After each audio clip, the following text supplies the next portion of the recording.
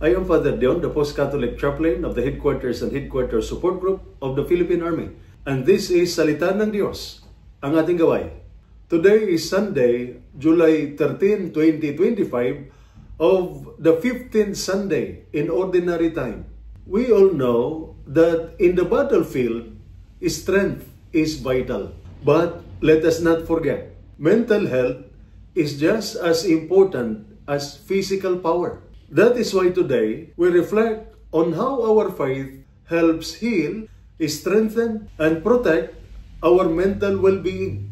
In today's first reading, taken from the book of Deuteronomy, we are reminded that God's Word is very near to us. It is in our hearts and minds already.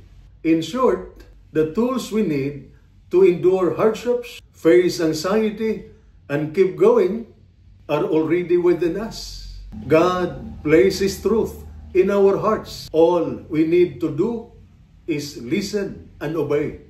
In our second reading, taken from the letter of Paul to the Colossians, St. Paul speaks about Jesus, the image of the invisible God, the one through whom all things hold together. To the soldiers and their families, we need to remember this. Christ, or God, holds us together, even when we feel like falling apart. When we are broken, He can restore. When we are lost, He can lead. That is the heart of the spiritual and moral resilience. It is Christ in us, our hope, our strength, and our anchor. And in today's Gospel, taken from the Gospel of Luke, Jesus tells the powerful story about the Good Samaritan. A man was beaten and left half dead, but help came from unexpected source. The Samaritan did not look the other way. He stopped, helped, and cared. This is mental health care in action. Seeing pain and responding with compassion. As soldiers, we are trained to be strong.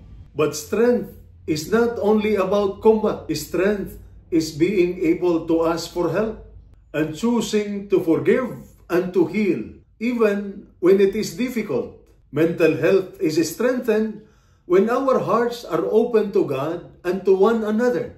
In our camps, in our offices, in our homes, let us be like the Good Samaritan. Let us support one another, listen to each other's struggles, and remind each other that God is close, His Word is near, and healing is possible. And this is Salita ng Diyos, ang ating gabay.